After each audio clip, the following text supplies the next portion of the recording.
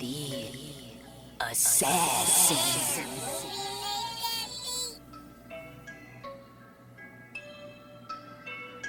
You know I break necks, call me Jack Tate. I have no regrets while your life is fading. I'm a crazy fuck equivalent to Satan. When I'm behind the mic, I feel like the greatest. You know I break necks, call me Jack Tate. I have no regrets while your life is fading. I'm a crazy fuck equivalent to Satan. When I'm behind the mic, I feel like the greatest. What up, y'all? You're listening to Sports Talk with Tropp, and I'm your host, Katie Tropp. Well, before we get started, I would like to let you all know that if you're a regular listener, that I'm going to be going on vacation next week, so there will be no shows on Monday or Friday, and I will be back on July 18th.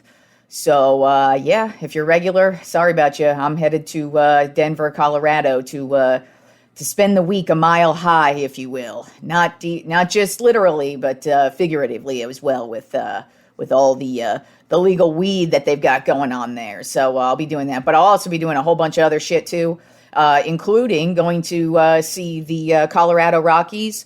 They'll be taking on the San Diego Padres on Thursday. I'll be going to a day game. I'll be sitting in the between center field and left field.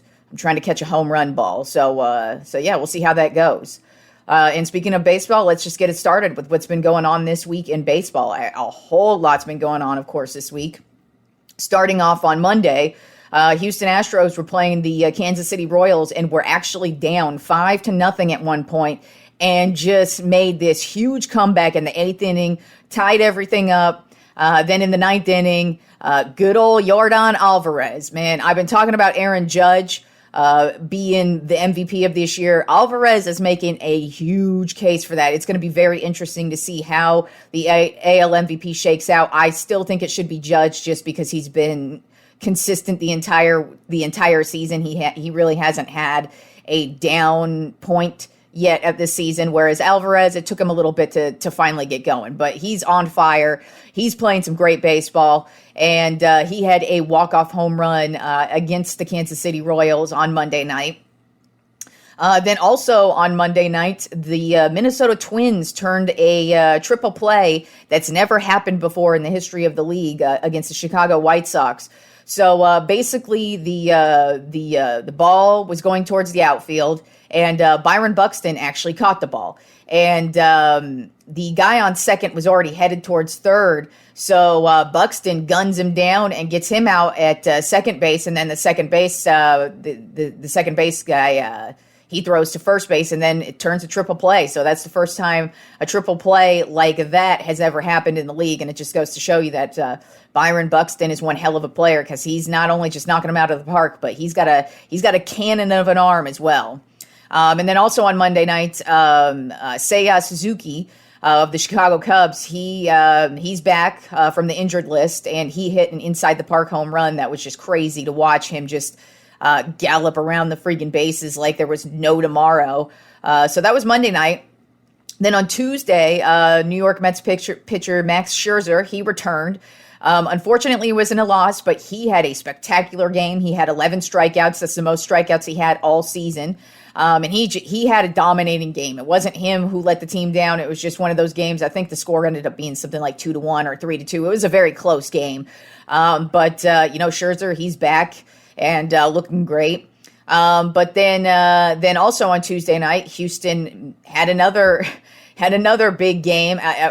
Not just Houston, but Yordan Alvarez yet again.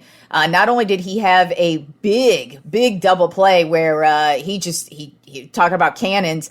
Alvarez, he had a cannon coming from the outfield to help on this big double play. But then right after the double play, he once again hits another home run. So Alvarez, he's on fire. And then also on Tuesday night, Alcantara, the phenomenal starting pitcher for the Florida Marlins, he dominated the Los Angeles Angels. He went 7+ innings. That's the 11th straight time this season he has gone 7+ innings. So he has not only been dominating, but he's not getting pulled from games either. He's dominating from start to finish, and he's looking to make an early case for the NL Cy Young this year.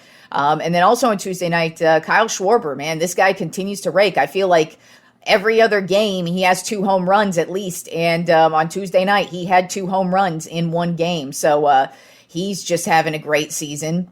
Then on Wednesday night, Shohei Ohtani, he continues to dominate as well. If I haven't expressed how much I love watching Shohei Ohtani, you haven't been listening, because I love Shohei Ohtani. It is crazy to watch a dude not only dominate pitching, but dominate at the plate, and we've never seen this before. And he only seems to be getting better as well, because, the first couple of seasons in the league, he had to battle through the injuries. So it kind of feels like he's just been working his way into becoming the player he is. And this season, he's just dominating, not only behind the plate, but pitching. And on Wednesday night, he had 10 strikeouts, but he also hit for 2 RBIs and a stolen base. And that's the first time ever in the history of baseball that a player has ever done that. So he's not only dominating pitching, but he comes into the game and bats too and just dominates. It's too bad that the Angels are a god-awful team, because he and Mike Trout are wasting their beautiful talent in a fucking Angels uniform. I don't know what the hell it's going to take for the Angels to get their shit together, but it sucks to see Ohtani and Trout, these literally two of the best players in the league, are on the Angels, and the Angels can't even make the playoffs. Now, granted, there's still a lot of baseball to be played this season, so yes, they have a chance at making the playoffs, but they shouldn't be as bad as they are with these 2 dominating players. Then also on Wednesday night, the New York Yankees, on Tuesday, they had lost to the Pittsburgh Pirates in a close game. Actually, it was a close score, but for the most part, the Pirates actually had the lead. But then on Wednesday night, the Yankees decided to get some payback for that loss, and they actually ended up having 6 home runs in one game, 2 of them being grand slams, and the final score ended up being 16-0, New York Yankees. Yeah, the Yankees don't have any problems scoring, which isn't surprising at all. And then I don't know if you guys have heard this yet, but Kyle Schwarber on Wednesday night, he had 2 home runs yet again. So yeah, that's 2 nights in a row this week where Kyle Schwarber had 2 home runs for the Philadelphia Phillies. Then last night, Thursday night, it was a great game against the Yankees versus the Red Sox. At first, it looked like it was going to be a runaway with the Yankees. They come out, Josh Donaldson ends up hitting a grand slam. So that is their 3rd grand slam in 2 nights, by the way.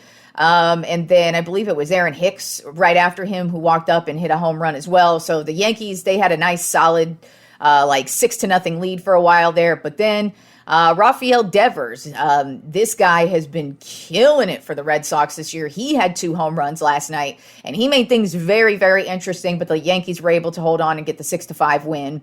But talk about domination. Tony Gonsolin, the starting pitcher of the Los Angeles Dodgers, he now leads the league with wins, with 11 wins. He's 11-0 on the season so far with a 1.62 ERA, which also leads the league right now. The dude is just, he used to come out of the bullpen, and now all of a sudden this guy's starting. And it looked like, last year they tried getting him to start, and he wasn't dominating. He wasn't horrible, but he wasn't dominating like he's dominating this year. And this year, it's crazy because the Dodgers, they've been battling through so many injuries, but yet they have so many good fucking players that it's not really affecting them at all. And so Tony Gonsolin, he's just dominating at pitching this year. Also, speaking of the Yankees, before I move on to what else happened last night in baseball, the Yankees do lead the league. They made it to 60 wins. They lead the league with 60 wins, and then I believe the Houston Astros have 54, so right after them. So that just goes to show you how dominant the Yankees are right now. And also, Aaron Judge still leads the league with 30 home runs as well.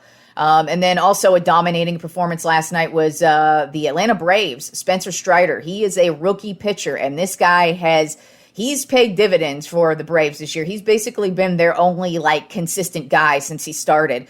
Everybody else in their basically from their starting pitching all the way on down to their bullpen has had to deal with some type of injury. So Spencer Strider, being a young rookie coming in, he's playing great this season. Yesterday he ended the game with 12 strikeouts, and he had 9 strikeouts in a row.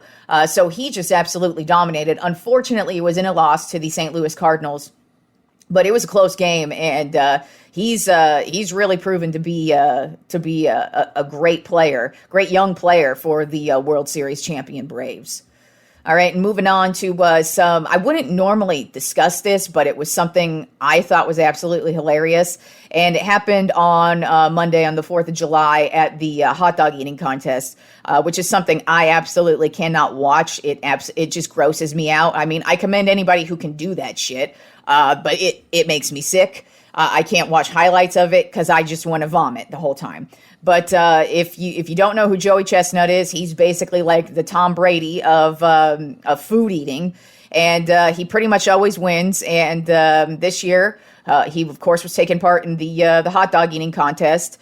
And while they're in the middle of the hot dog eating contest, a stupid protester hops up, hops the table and tries to distract them. And literally, while Joey Chestnut is eating and cramming hot dogs down his throat like a fucking porn star, he just takes this motherfucker, just rear naked chokeholds him behind the throat and just yanks his ass out of there and just throws him the fuck out and continues to eat hot dogs while taking down the dreaded protester with whatever stupid bullshit they had to try and let us know. It was just fucking hilarious to watch. I almost didn't watch it because I was like, I don't want to see what's going on in this hot dog eating contest because I'm probably going to vomit. No, that shit made me laugh so hard. I watched it so many times because I couldn't stop laughing at how dumb this moron looked. And then you got Joey Chestnut still like slamming hot dogs like there's no tomorrow. Oh, he won, by the way. So way to go, protester. You really made a great point, as you always do.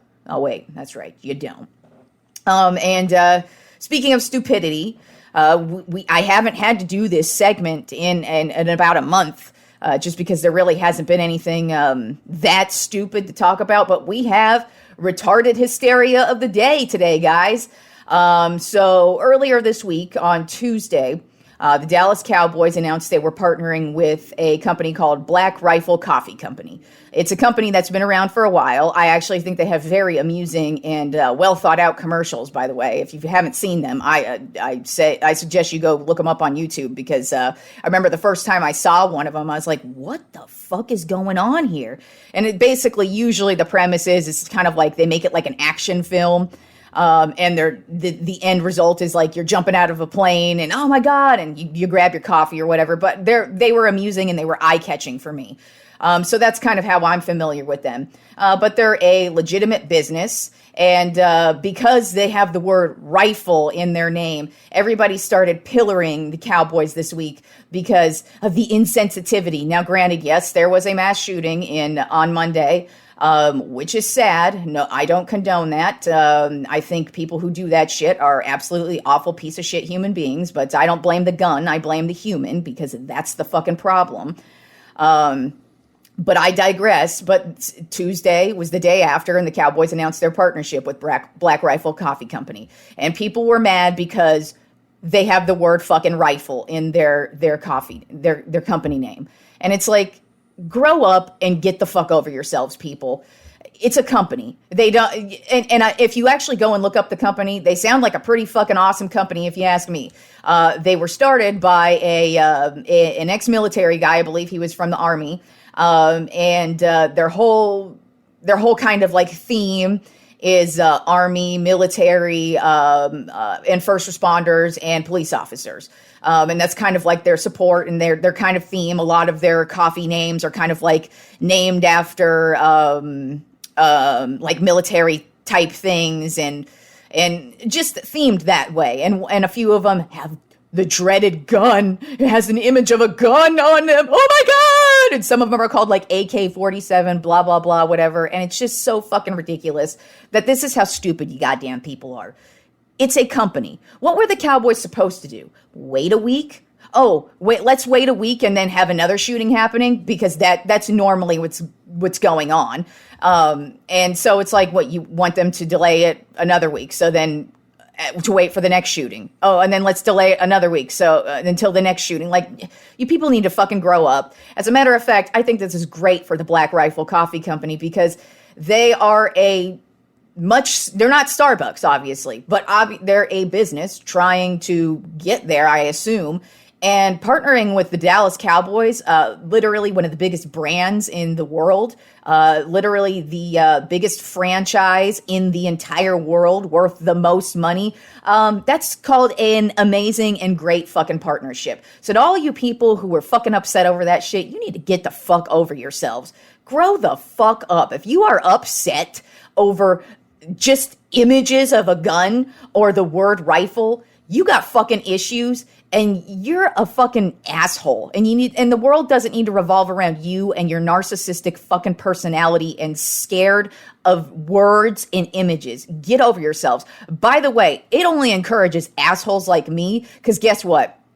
If you are a fan of my music, or if you're not a fan of my music, I actually purposely go out of my way and put guns and stuff in things I promote and music videos. As a matter of fact, my latest music video, Victim Culture, I shoot up a protest in a satirical type of way, but I still shoot up a protest. And the whole message of my video is, I think you're all fucking stupid and need to get the fuck over yourselves. But I digress. But that's why when you see me, like if you go to my Facebook page or my Twitter page right now, the header is me from shots of my music video. With the fake gun that I used in the music video. Yeah, fake gun. And I purposely do shit like that all the time. So if you ever see me posting music videos or promotional pictures, and it's any of my pictures with me and a gun, it's literally just to get under the skin of you stupid crybaby motherfuckers who are triggered by a goddamn image or a word of gun. Get the fuck over yourselves and get fucking real problems. Jesus Christ. Humans are so fucking stupid. It's just amazing. But thank you for giving us the retarded hysteria of the day. I feel like we should change the name of our country to Retarded Hysteria of America. I don't know. I think that fits fucking perfect. Anyways, let's get back to, we had a little bit of NFL news this week as well. Baker Mayfield was finally traded away from the Cleveland Browns. He ended up getting traded to the Carolina Panthers. I think that's a good move by the Panthers. They do have Sam Darnold, who at first it looked like he might be okay. And then he got injured and he just could never get back on track. And I just, from what I've seen of Sam Darnold, I don't think he's starting quarterback worthy, at least for what the Panthers are doing. So I think getting Baker Mayfield in, I don't think he's the future either, but I think he's better than what they have on the roster this year. I think he's proven that he's decent enough to get the job done. He's definitely a starting quarterback. He could have easily started in Cleveland this year if they didn't want to go kick it with the fucking Dick Dangler Deshaun, but they'd rather kick it with him than the dreaded Baker Mayfield. But anyways, I think it's good for both parties that they finally ended that shit.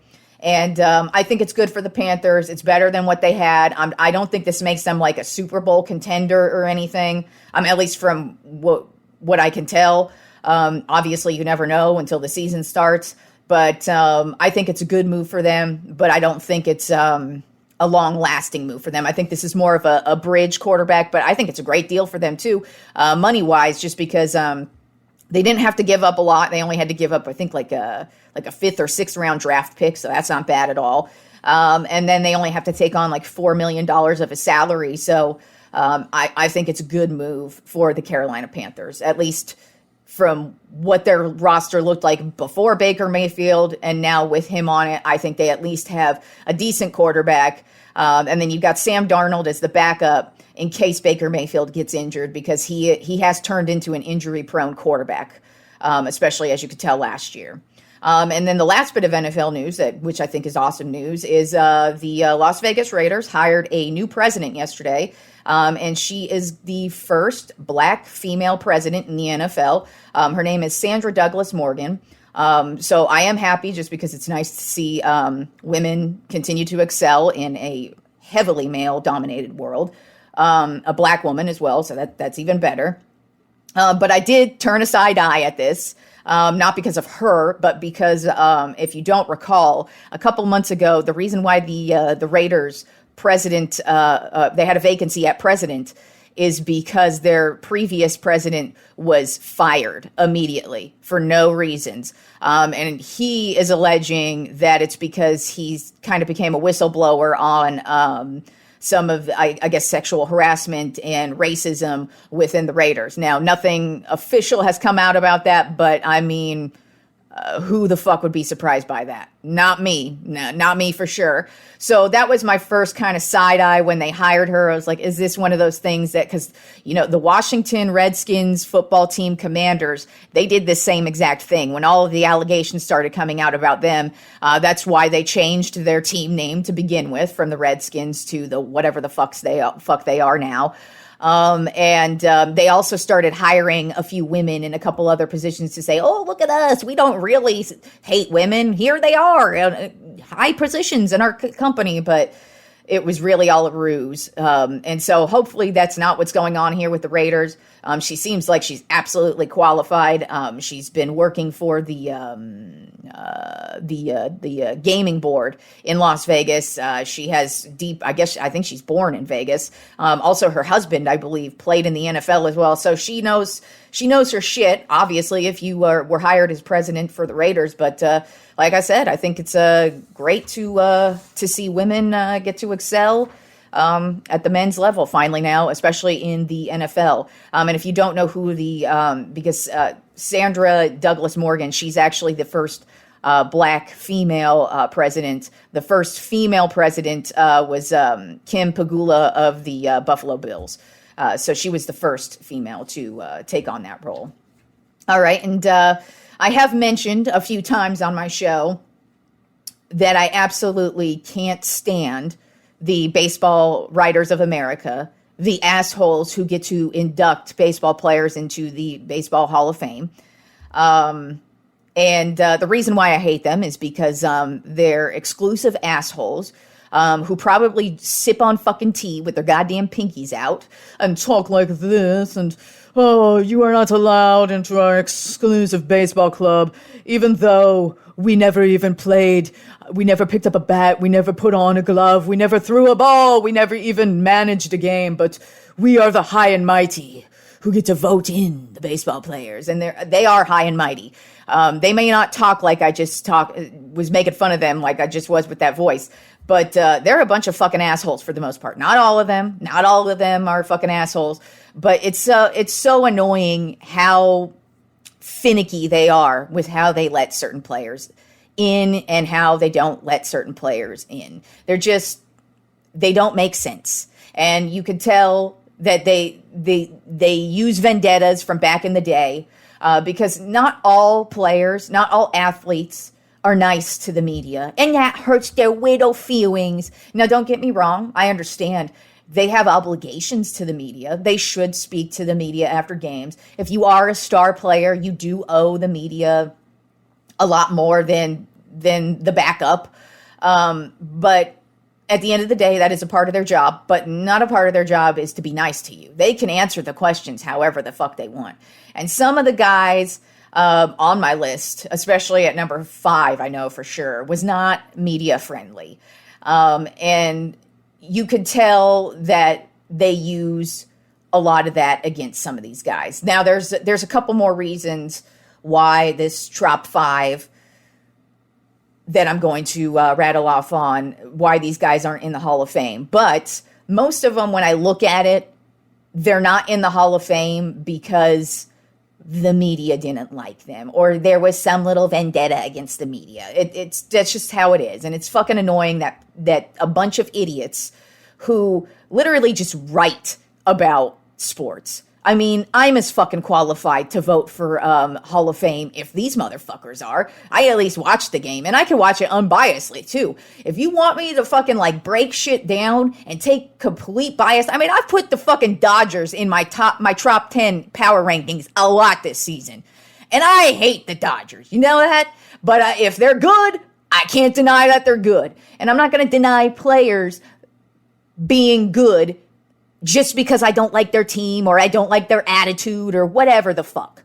But it's ridiculous that these baseball writers of America are allowed to be the fucking gatekeepers to the Hall of Fame when it's like, you assholes didn't play the fucking game. How do you know what the hell is going on? Who qualifies you just because you watched it? No, and I'm not saying that there shouldn't be any media members who vote on it, but there should be a different group of people, meaning I think guys who are inducted into the Hall of Fame should have a chance at maybe joining some type of voting board to at least balance it out. Because at least if you played the game, I can look at you and go, you know what it took. You know what it was like to get in that weight room. You know what it was like to go to training camps. You knew what it was like to go to spring training. You knew what it was like to go through an entire season. You know what it's like to get injured. You know the entire motherfucking process. That's who I want to hear from. I don't give two shits and a fuck about the media members and their fucking whiny ass. Oh my God, Barry Bonds didn't answer me the question right.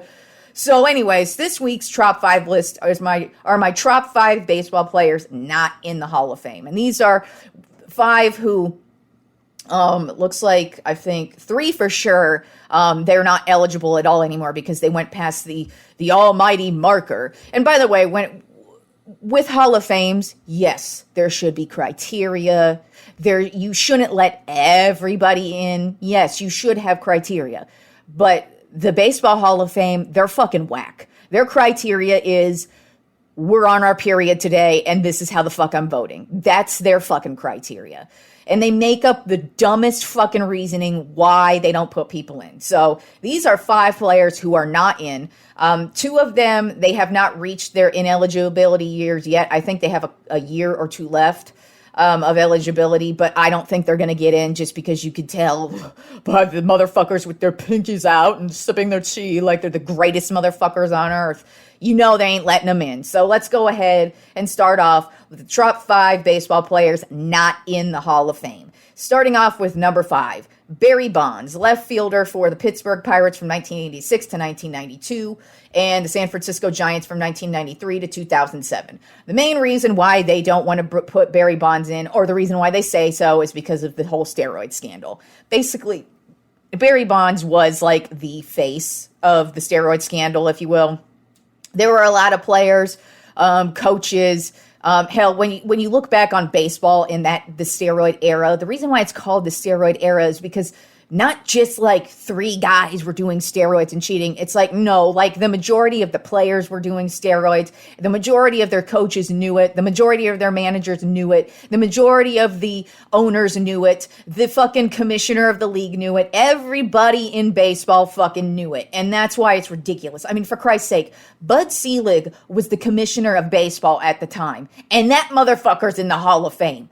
Okay? If he's in the Hall of Fame, tell me why Barry Bonds ain't in the Hall of Fame. Because guess what? Even before Barry Bonds started doing steroids, he was a Hall of Fame player. He was a killer in the outfield, winning gold gloves, and he was still hitting home runs. He just got bigger. And he was hitting home runs at a higher rate, don't get me wrong. I'm not going to act like steroids didn't help him, but guess what? They fucking helped everybody else along the way.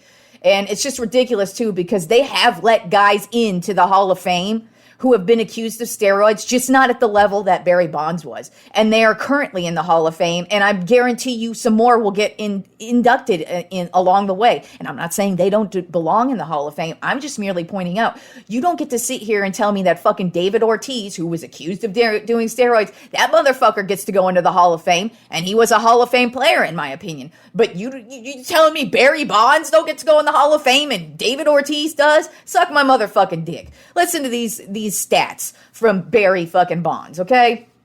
His career batting average was a .298.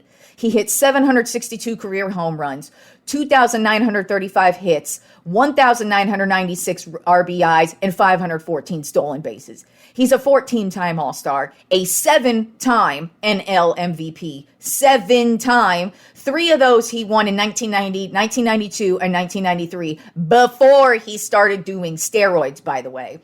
8-time Gold Glove Award winner, 12-time Silver Slug Award winner, 3-time NL Hank Aaron Award winner, 2-time NL batting champion, 2-time NL home run leader, an NL RBI leader, and luckily he has had his number, and the San Francisco Giants have been given him, they retired his number and have been giving him his dues, as they should. A couple of MLB records that Barry Bonds owns, by the way. Career home runs was 762. Home runs in a single season was 73. Career bases on balls, 2,558. Bases on balls in a single season, 232. 609 on base percentage in a single season, and 863 slugging percentage in a single season. You can't tell me Barry Bonds doesn't deserve to be in the Hall of Fame, even with the steroids bullshit. Go fuck yourself that Barry Bonds is not in the Hall of Fame. He still has like a year or two of eligibility, but the way these stupid morons have been voting, they ain't letting Barry Bonds in, and even Barry's been like, yeah, I kind of have given up the fucking hope of getting into the Hall of Fame, which is bullshit if you ask me. And like I said, the media, they actually didn't like Barry Bonds because Barry Bonds, he would give them rude answers. And you know what? Grow up. So what? You had to deal with Barry Bonds being mean to you? Shut the fuck up. Let the motherfucker in the Hall of Fame. He deserves it. All right, number 4 on my top 5 baseball players not in the Hall of Fame is Thurman Munson. Was a catcher for the New York Yankees from 1969 to 1979. So I wasn't really that familiar with him. I did know that he died in the middle of the 1979 season. He actually died in a plane crash. He flew planes, and he was flying a plane, and I think it clipped a tree. He was too low, and he actually broke his back, and then he actually died in a fire that started because of the plane crash. But when I went, because I noticed, so I when I was doing research on what players aren't in the Hall of Fame, his name popped up, and I looked at his stats, and I was like, wait a second. This guy isn't in the Hall of Fame, and I have no idea why. Are the baseball writers of America holding it against him because he fucking died in a plane crash? Is that why they won't let him in? He had a 10-year career. And let me rattle off his career here. He had a career batting average of 292, hit 113 home runs, and 701 RBIs. He's a 7-time All-Star, a 2-time World Series champion in 1977 and 1978. Like, that's the year before he died. He was the AL MVP in 1976, AL Rookie of the Year 1970, 3-time Gold Glove Award winner. He was the New York Yankees captain from 1976 to 1979 when he fucking died. And of course, the Yankees, they retired his number, and he's in Monument Park as an honoree. But looking at those stats, I couldn't believe that Thurman Munson's not in the Hall of Fame. And so I don't know if it's because the media had issues with him or whatever, but are they really holding a plane crash against the guy? Because I wouldn't put it past those fucking pieces of shit, but I couldn't believe that this guy wasn't in the Hall of Fame. And I'm like, man, those are some really good stats. I mean, he won the championships. He was the freaking captain of the Yankees, none other. You know, they were obviously a dynasty at that time. And, wow, yeah, I couldn't believe it. But, hey, that's the baseball writers of America for you. Bunch of fucks. All right, moving on to number 3. Shoeless Joe Jackson. He was an outfielder. He played for the Philadelphia A's from 1908 to 1909, then the Cleveland Indians from 1910 to 1915, and then most famously for the Chicago White Sox in 1915 to 1920. And I say most famous because you've probably heard of it. It's called the Black Sox Scandal. And basically, that last World Series, in 1920, a bunch of White Sox players, they took some money to throw the World Series. And basically, I went and did research on this. I'd never really gone to look up anything about this. I just knew his name appeared in the Black Sox Scandal, and I just knew who Shoeless Joe Jackson was just because he, at the time, was the greatest baseball player at that time. He was dominating. He just was electric. He was a spectacular baseball player, at least from what I could tell by reading about him and his statistics. But basically, he got drawn into this Black Sox Scandal, but unfortunately, he didn't participate. As a matter of fact, what happened was he was offered $5,000 to throw the World Series, and he said no. He did not take the money. But unfortunately, a few of his teammates did. And as the scandal started to unfold, they threw him under the bus. And just because the way things were going, they just ended up banning all the players, including Shoeless Joe Jackson. And he was banned from baseball completely, including from the Hall of Fame. So that's why he's not in the Hall of Fame. But it's pathetic that he's not in the Hall of Fame because he actually didn't commit the crime that he was accused of. He actually he rejected it. He rejected it. And at that time, in the early 1900s, $5,000 was a lot of motherfucking money. I believe I read that it was like double his salary. So he actually gave a fuck about baseball. He was a great baseball player. He was the face of baseball at the time. And here are his career statistics. His career batting average was a .356. He had 1,772 hits, 54 home runs, and 785 RBIs. He won a World Series in 1917, and then the 1919 World Series he went to, but that was the scandal season. And one of the reasons why a lot of people didn't believe he was a part of it is because here are his statistics from the World Series that he was supposed to throw. Let me know if you think these are statistics of a person who wants to lose this fucking World Series. Let's see. He had 12 base hits, which was a series record, by the way, not broken until 1964. He led both teams with a .375 batting average. He committed no errors and threw a runner out at the plate. Even the way he played proved that he wasn't a part of the Black Sox scandal. And the Hall of Famers, of course, since they're staunch-ass motherfuckers with a stick up their motherfucking ass, they ain't gonna let one of the most legendary baseball players of all time, who basically shaped baseball. At that time, it was like him and Ty Cobb, man. So, yeah, it's pathetic that Shoeless Joe Jackson isn't in. Then at number 2, on my top 5 baseball players not in the Hall of Fame, Roger Clemens, starting pitcher for the Boston Red Sox from 1984 to 1996, with the Toronto Blue Jays from 1997 to 1998, the New York Yankees from 1999 to 2003, the Houston Astros from 2004 to 2006, the New York Yankees again in 2007. The main reason why he's not in the Hall of Fame is, of course, is the same reason why Barry Bonds isn't in the Hall of Fame, is he was the face of the steroids era for pitchers. But unfortunately, same thing with Barry, is Roger's career was fucking great before he started taking steroids as well. By the way, he played for my Texas Longhorns. He also had a great career with them too. So it's bullshit that he's not in the Hall of Fame. He had a stellar career. He went to World Series with the Yankees and the Astros as well. The Astros, as a matter of fucking fact, were a garbage team when he signed with them. He is like what started what the Astros are today. The Astros were not a good team for quite some time. And then Clemens was getting towards the end of his career. And he's a Texas boy, and he wanted to play for the Astros, and he wanted to play in Texas. So he ended up signing with the Astros. And they were a garbage fucking team when he signed with them. And then they ended up going to the World Series. They did lose. I can't recall who they lost to off the top of my head, but they did lose that World Series.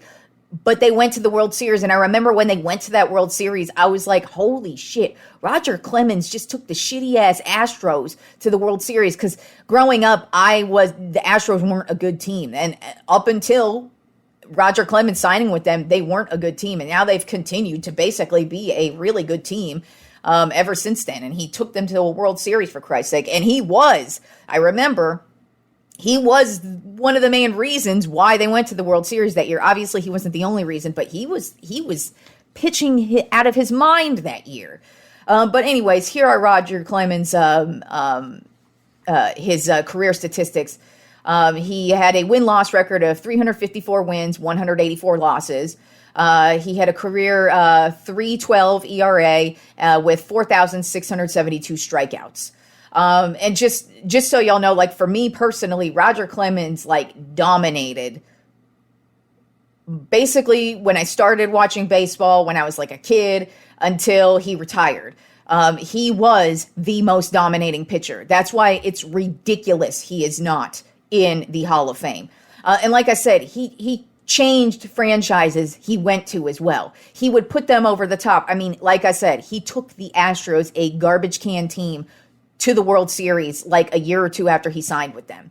But here are some more of his statistics. He's an 11-time All-Star, a 2-time World Series champion in 99 and 2000 with the Yankees, 7-time Cy Young Award winner. By the way, 1986, 1987, 1991, 1997, and 98, I would say those are pre-steroid era years. The 97, 98 ones, they might be steroid era. It's not 100% sure. I know definitely his 01 and 04, those are steroid era. But if you look at it, 3 of those for sure are pre-steroid era for him. But that's 7-time Cy Young Award winner. 7 times. He was the best overall pitcher in the league. 7. Okay? Then he was the AL MVP. AL MVP. He was the MVP. Pitchers don't get the MVP, but he did in 1986 when he was with the Boston Red Sox. He's a 2-time Triple Crown winner in 1997 and 1998. He's 4-time MLB wins leader. He's the 7-time ERA leader, 5-time AL strikeout leader, and he has a Major League Baseball record of 20 strikeouts in a 9-inning game. He did it twice. So enlighten me. How is Roger Clemens not in the Hall of Fame? That dude was one of the best fucking pitchers, and yes, he was also not too nice to the media. At times, he actually wasn't too horrible. It was more during the steroid era he was an asshole, but maybe it's because he was sick of dealing with you stuck-up motherfucking baseball writers of America. And now, number 1. Now, my top 5 baseball players not in the Hall of Fame. This, I feel like, should be in everybody's number 1 because it's ridiculous that Pete Rose is not in the Hall of Fame. He actually played every single position in baseball. Although he was, I believe, most known for first base. I didn't get to see his career, but I can't recall. But regardless, he is a player who has played every single position in the league at some point during his pro career. That is fucking nuts. But he played with the Cincinnati Reds from 1963 to 1978. The Philadelphia Phillies from 1979 to 1983, the Montreal Expos in 1984. He went back to Cincinnati in 1984 through 1986, and then he became a manager and was the manager of the Cincinnati Reds from 1984 to 1989, and we all know why he is not in the Hall of Fame. It's because he was caught gambling. When he was a manager, by the way, not when he was a player, it's ridiculous. I get it. If you're a player or a manager or you own a team or whatever, the rules are you shouldn't be gambling. And the reasons are obvious. But he got caught gambling as a manager. He didn't. Now, there's rumors he did it while he was a player, but we don't have proof of that. And quite frankly, even if we did, it doesn't fucking matter. Because this is literally one of the greatest baseball players of all time. Like I just said, he has played every position, so that alone makes him spectacular. But let's read off some of Pete Rose's career statistics here, shall we?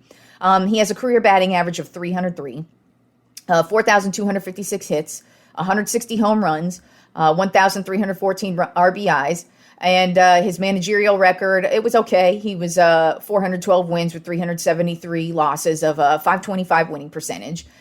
He's a 17-time All-Star, a 3-time World Series champ in 75, 76, and 80. He won the NL MVP in 1973. He won the World Series MVP in 1975. He was the NL Rookie of the Year in 1963, 2-time Gold Glove award winner, Silver Slug award winner, Roberto Clemente award winner, 3-time NL batting champion. Luckily, the Cincinnati Reds have retired his number and let him know that he matters. But, you know, of course, in Major League Baseball, the Baseball Writers of America, they ain't going to let you into the Hall of Fame because, God forbid, you gamble during your managerial career. By the way, he owns Major League Baseball records of career hits for 4,256, career singles, 3,215, career games played, 3,562, career at-bats of 14,053, and career plate appearances of 15,890. This dude was an all-around baseball player. As a matter of fact, he was baseball. Like, come the fuck on. All 5 of these dudes, from Barry Bonds to Thurman Munson to Shoeless Joe Jackson to Roger Clemens to Pete Rose, and quite frankly, to a lot of other motherfuckers I didn't even put on the list. I could have made this a Tropp 10, but I really only wanted to make it a Tropp 5. But it's ridiculous that those 5 guys aren't in the Hall of Fame. They should most certainly be in the Hall of Fame. And these baseball writers of America need to get the fuck over themselves. Unfortunately, I know they won't get over themselves. As a matter of fact, they probably love rants like these because it makes them feel super fucking important. But as a baseball fan and as a person, especially with Barry Bonds and Roger Clemens, I watched both of their careers. They were 2 of the most dominating players at their positions. They were game changers for the teams they were on, especially Roger Clemens, for Christ's sake. And it's just ridiculous that all 5 of those guys, they are baseball. They are spectacular baseball players. They have all the fucking credentials. And you mean to tell me the Baseball Writers of America can't get them in?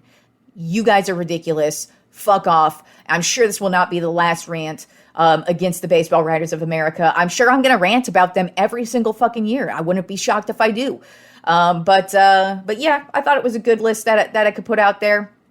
So yeah, that's my Tropp 5 for the week. Tropp 5 baseball players not in the Hall of Fame. Number 5, Barry Bonds. Number 4, Thurman Munson. Number 3, Shoeless Joe Jackson. Number 2, Roger Clemens. And number 1, Pete Rose. So like I said, y'all, I am going to be out of town next week in Colorado, a mile fucking high, smoking all the goddamn weed in the world. I mean, I do that anyways, but boy, howdy, my brother and I, we take that shit to a whole other level. I don't think y'all could hang with us. I mean, maybe some of y'all stoners could, but real talk, we smoke a lot of weed. We're going to have a lot of fun. And so yeah, no shows next Monday or Friday. I will be back July 18th. So you guys enjoy all of the sports and all of the shenanigans that happen while I'm gone. And fuck the Baseball Writers of America, motherfuckers. Fuck them all. Have a good weekend, fools. Peace out.